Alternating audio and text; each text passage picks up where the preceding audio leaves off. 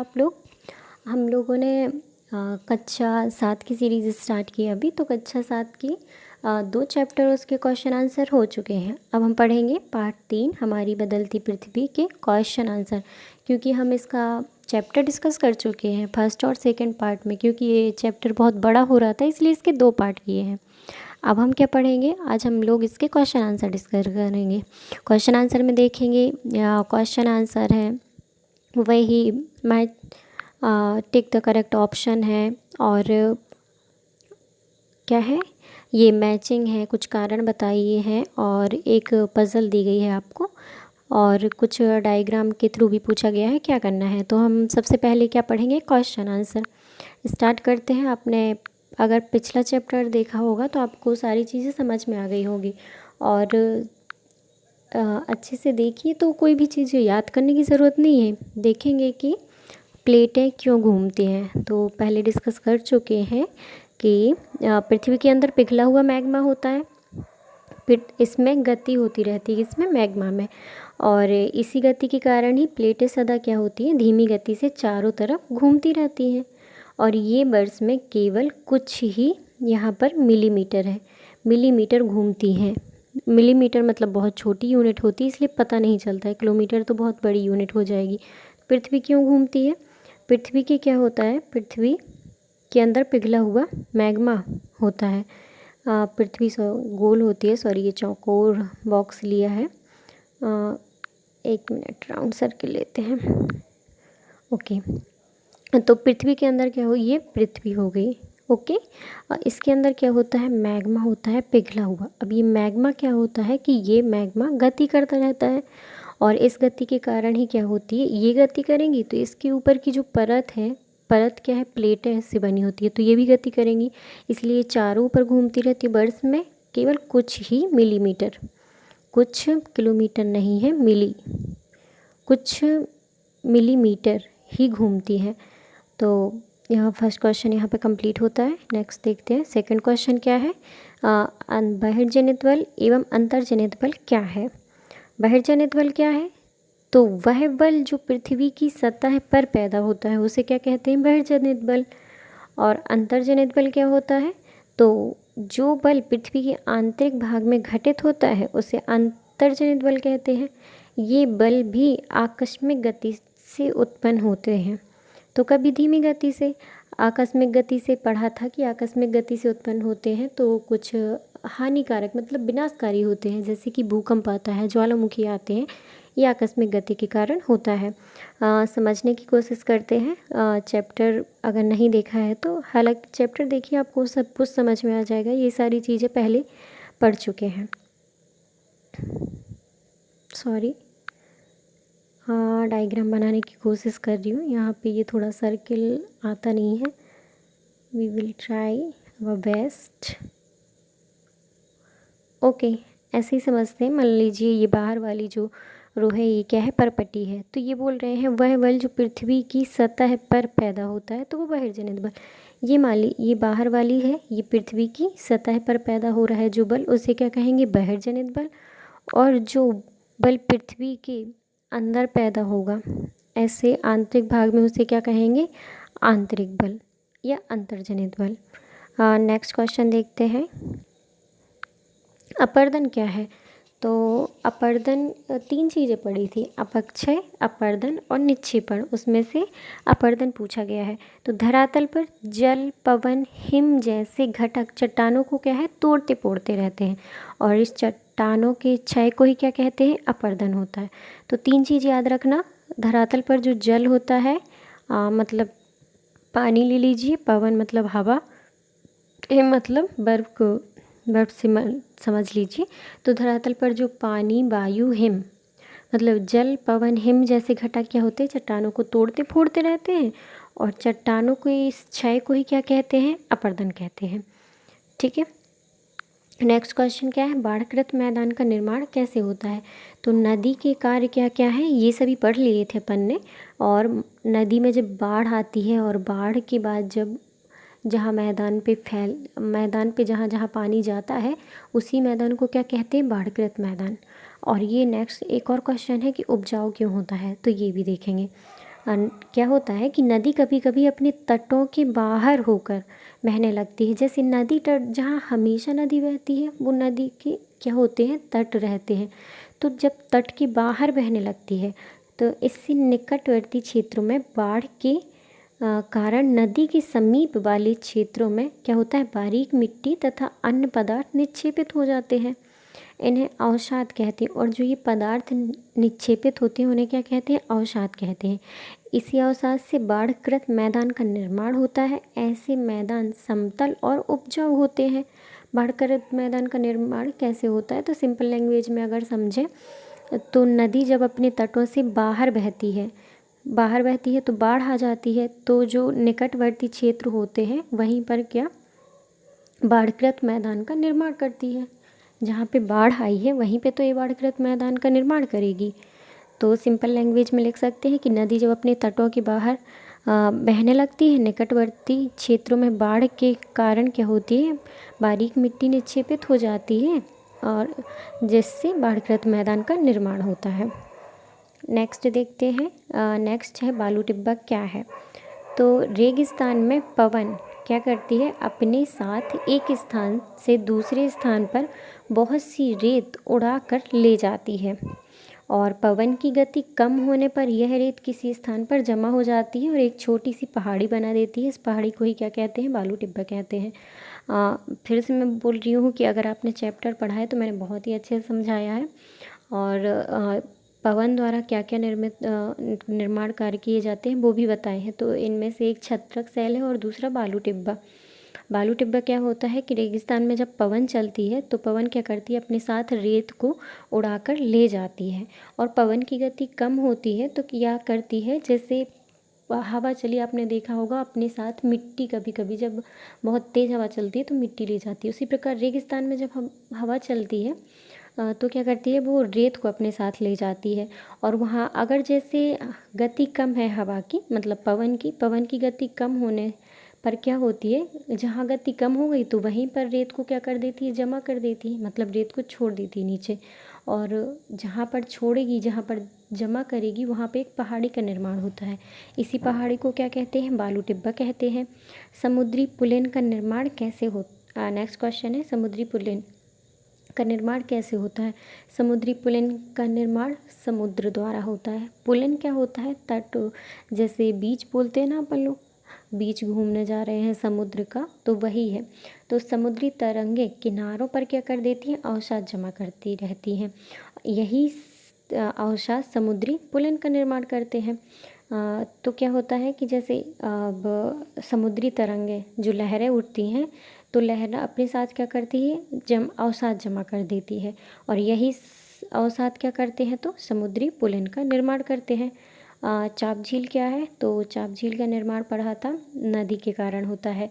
नदी विसर्प की भांति बहती है और जब ये विसर्प में बहुत ज़्यादा अपरदन होता है तो ये विसर्प क्या हो जाते हैं, नदी से अलग हो जाते हैं और इसको चाप झील कहते हैं। देखते हैं इसमें क्या है। तो नदी विसर्पों के किनारों पर लगातार अपरदन तथा निक्षेपण करती है। नदी अगर देखी है ऐसे विसर्प में बहती है, विसर्प मतलब सर्प के आकार की। तो नदी विसर्पों के किनारों पर, जैसे विसर्प है तो इसके किनारों पर ये हमेशा क्या कर देती जाएगी, यहाँ पर अपरदन और निक्षेपण करती जाएगी। इस क्रिया से जो विसर्प का लूप है ना, सिरे के समीप आ जाते हैं, जो ये सिरे होते हैं उनके समीप आ जाते हैं और कुछ देर बाद ये विसर्प के जो लूप है ये क्या हो जाते हैं, अलग हो जाते हैं।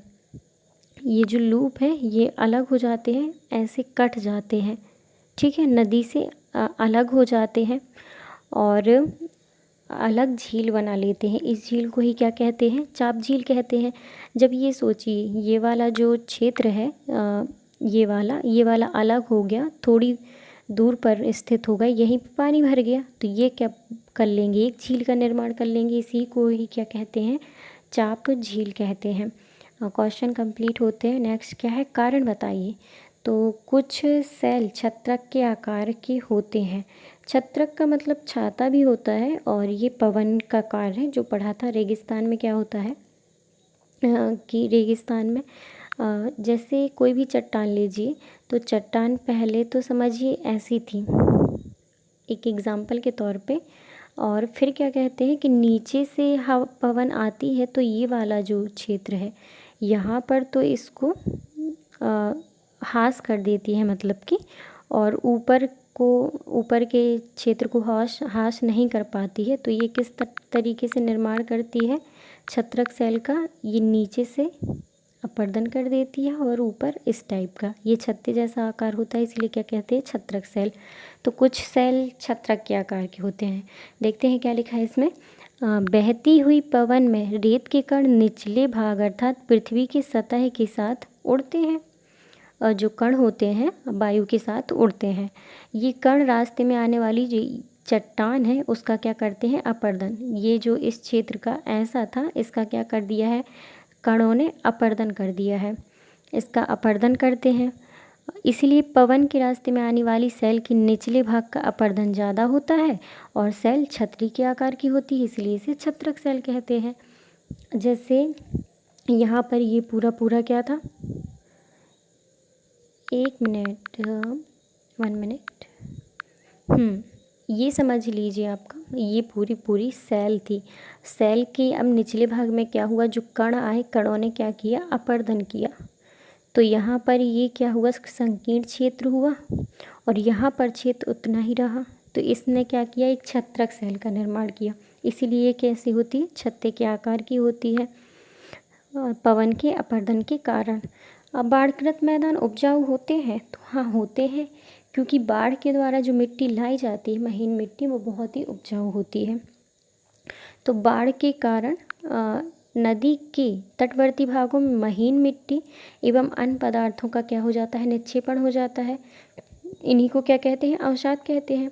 इन अवसादों से बनी मिट्टी क्या होती है, बहुत ही उपजाऊ होती है। इसलिए बाढ़कृत मैदान क्या होते हैं, बहुत ही उपजाऊ होते हैं। ये याद रखना, बाढ़कृत मैदान के पास क्या मतलब बहुत ही उपजाऊ होते हैं।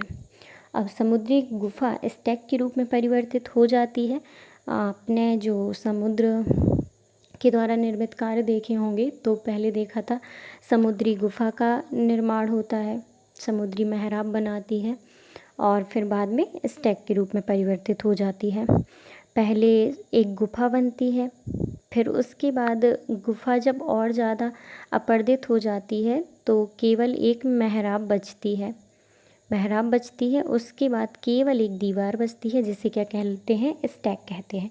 तो देखते हैं, समुद्री गुफा स्टैक के रूप में परिवर्तित हो जाती है। समुद्री गुफाओं के बड़े होते जाने पर इनमें केवल क्या करती है, छत ही बची रहती है और फिर लगातार अपर्दन होते रहने से छत भी टूट जाती है, केवल दीवार बची रहती है। इसी बची दीवार को क्या कहते हैं, स्टैक कहते हैं। समुद्री गुफा पहले समुद्री गुफा का निर्माण होता है। जब समुद्री गुफा का और अपर्दन हुआ तो केवल छत ही बची रहती है।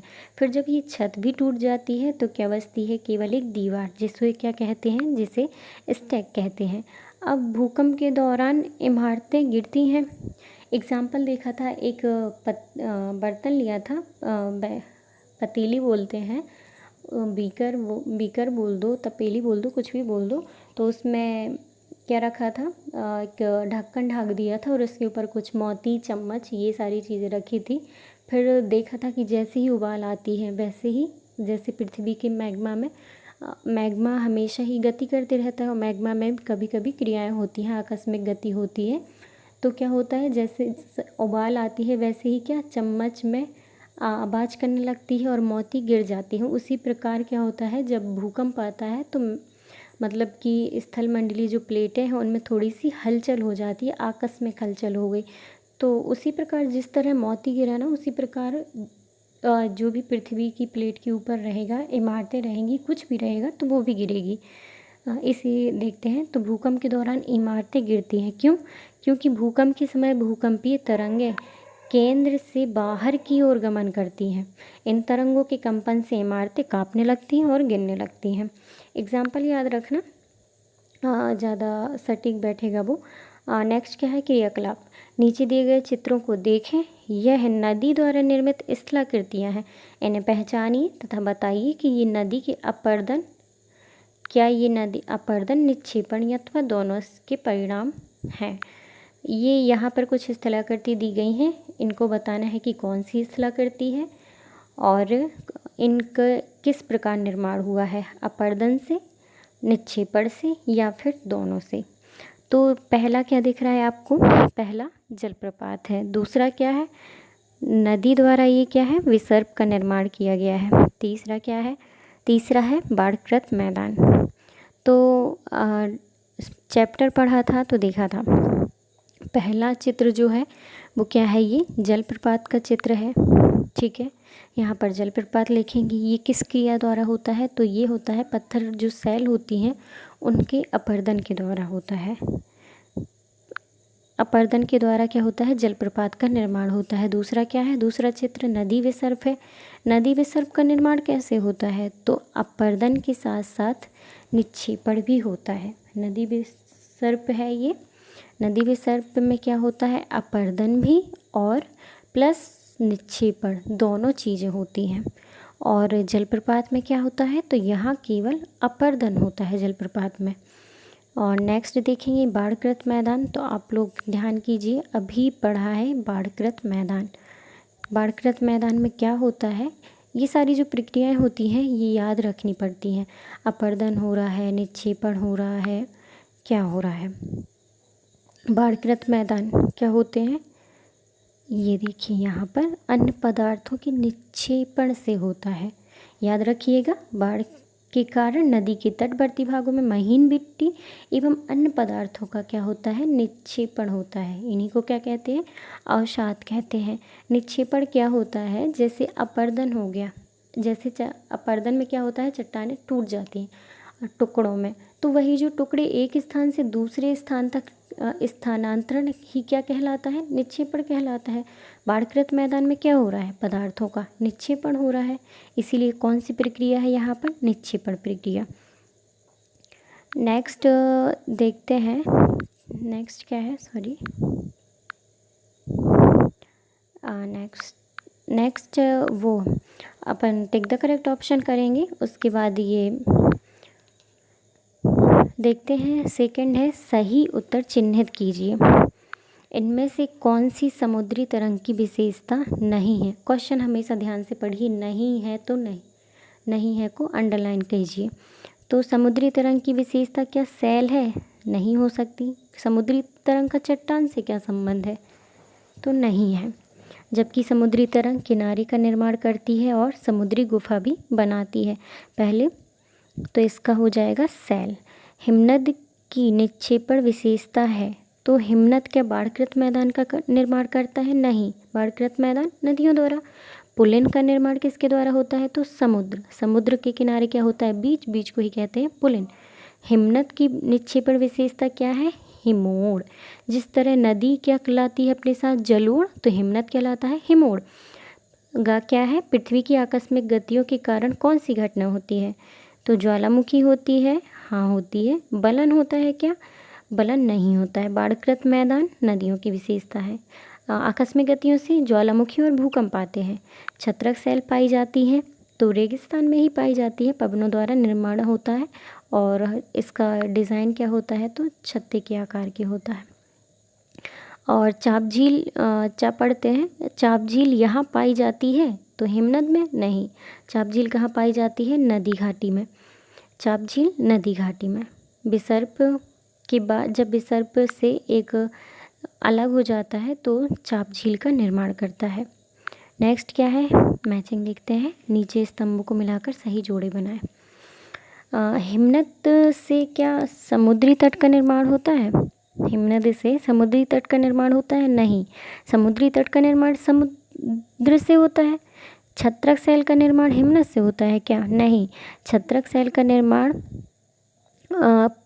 पवन द्वारा होता है और कहाँ पे होता है, तो रेगिस्तान में। ये भी ऑप्शन नहीं है। फिर देखते हैं बर्फ़ की नदी, हाँ तो ये होता है हिमनद के द्वारा, बर्फ़ की नदी। अब देखते हैं विसर्प। विसर्प नदियों द्वारा बनाया जाता है तो विसर्प क्या हो जाएगा, नदी। पुलिन क्या होता है, तो पुलिन होता है एक समुद्री तट। बालू टिब्बा क्या होता है, बालू टिब्बा रेगिस्तान में पाए जाते हैं। पवनों द्वारा निर्मित होते हैं, बालू, टिब्बा। जलप्रपात क्या है? जलप्रपात बनाया जाता है नदियों द्वारा। और कठोर संस्तर सैल क्या होता है जलप्रपात में? संस्तर पाए जाते हैं जैसे सैल के, और उसका क्या करते हैं? अपर्दन करते हैं। तो कठोर संस्तर सैल इसका हो जाएगा। भूकंप क्या होता है? तो पृथ्वी का कंपन। बाकी ये सारे एक्स्ट्रा दिए गए हैं। छत्रक सैल हो गया, समुद्र भृगु हो गया। कारण बताइए, हम देख चुके हैं, क्रियाकलाप कर लिया है। उसके बाद क्या आता है? कुछ आओ खेल है, बच्चों के लिए है। आप लोग देखते हैं कि जल की सतह पर पवन द्वारा जल का उठना एवं गिरना क्या कहलाता है? जल की जो सतह होती है, जैसे नदी में देख लीजिए, समुद्र में, मैन तो अपन समुद्र की बात कर रहे हैं यहाँ पर। तो पवन द्वारा जब वो जल उठता है फिर नीचे गिरता है तो उसको क्या बोलते हैं? वो वेव कहलाती हैं। वेव कहलाती हैं। तो यहाँ पे क्या भर देंगे? Wave, WAVE। समुद्र में क्या आती है? लहरें आती हैं ना, उन्हीं को कहते हैं वेव। सेकंड क्या है? ये ऊपर से नीचे भरना है। अब ये कहाँ से भरेंगे? बाएं से दाएं। नदी के लूप जैसा मोड़ क्या कहलाता है? नदी के लूप जैसा मोड़। हिंदी में पढ़ा था विसर्ग। और इंग्लिश में क्या बोलते हैं इसको? इंग्लिश में बोलते हैं मींडर। क्या बोलते हैं? मींडर। ये क्या बनना था? बाईं से दाएं, तो हो गया मींडर। थर्ड क्या है? चैनल में जल का बहाव। चैनल में जल का बहाव क्या कहलाता है? चैनल में जल का बहाव कहलाता है रिवर। चैनल में जल का बहाव क्या कहलाता है? रिवर। ये देखिए, तो इसी प्रकार से आप देख लीजिएगा, ये डायग्राम का स्क्रीनशॉट ले लीजिएगा और देखना। इंग्लिश के शब्द भी याद होने चाहिए, क्योंकि कभी कभी क्या होता है, हिंदी का शब्द नहीं आता है तो इंग्लिश का शब्द ही आ जाता है। यहाँ से आप स्क्रीनशॉट आसानी से ले सकते हैं और करिएगा। ये इंग्लिश के शब्द याद होना चाहिए। कुछ देखिए, जैसे वाटरफॉल मतलब जलप्रपात होता है, और डेजर्ट मतलब मरुस्थल होता है, केप मतलब गुफा होता है, ग्लेशियर मतलब हिमनद होता है, और क्या हो है यहाँ पर? मोरैन है, लेवी है, फ्लड प्लेन है, ये बाढ़कृत मैदान है, स्टैक है, ऑक्सबो लेक है, वेव है। ये सारी चीज़ें हैं, देख लीजिएगा। आई होप स्क्रीनशॉट ले लिया होगा। और बच्चों, आप पढ़िएगा अच्छे से, और अगर अच्छा लगा हो तो प्लीज़ लाइक कीजिए, चैनल को सब्सक्राइब कीजिए। जो भी आपकी डाउट है वो आप कमेंट सेक्शन में पूछ सकते हैं, मैं उसका अलग से सेपरेट वीडियो बना दूँगी। Thank you very much.